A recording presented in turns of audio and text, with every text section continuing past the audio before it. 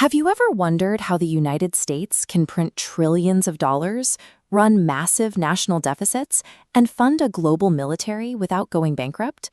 To understand how, you have to think of money like an arcade token. A token only has value because you trust the person behind the counter will let you exchange it for a physical prize.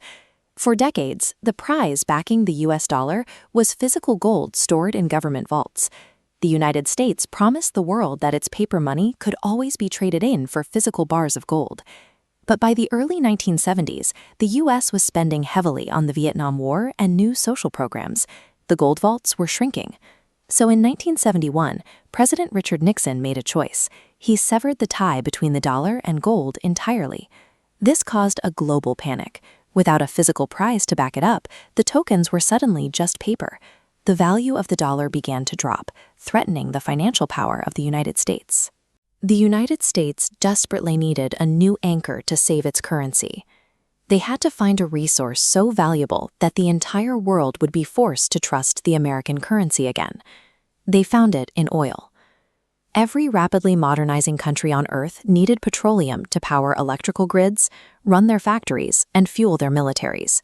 Without it, a modern nation simply stops functioning.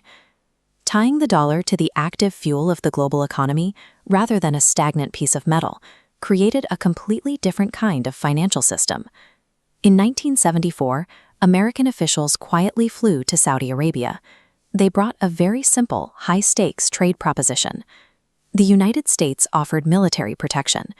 They promised to supply the Saudi kingdom with advanced weapons and guarantee their security against any regional threats.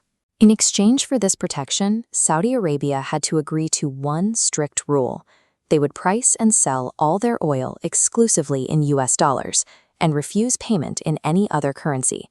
Saudi Arabia agreed. Soon after, the other major oil-producing nations within OPEC followed their lead and adopted the exact same rule. With a single handshake, the global oil market became a captive audience.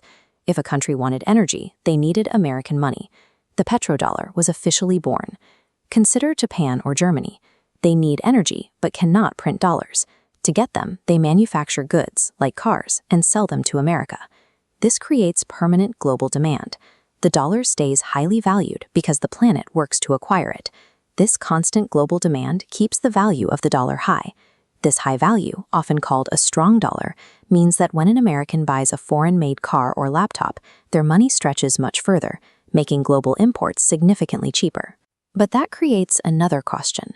What do the oil-rich nations do with the hundreds of billions of excess US dollars they earn?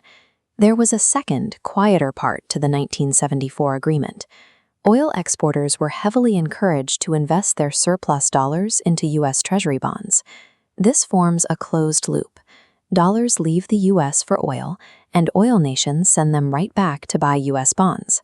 This massive advantage lets the US government borrow at artificially low interest rates, funding infrastructure and a massive military. By ensuring that even the money leaving the country ultimately returns to finance the American government, this recycling loop cemented the United States as the financial center of the world. That system ran smoothly for 50 years, but modern geopolitical pressures are starting to crack the loop. Because global trade relies on the dollar, the US government can use the banking system as a weapon, issuing sanctions that freeze other countries out of the economy. This has made other nations nervous about relying only on American tokens. Then, in June 2024, a major shift occurred. The informal 50-year petrodollar agreement between the United States and Saudi Arabia quietly expired. Without that agreement in place, Saudi Arabia is now free to price and sell its oil in alternative currencies. The requirement to use American money for energy is lifting, signaling a shift in global power. We're already seeing alternative currencies being used to settle major international oil trades.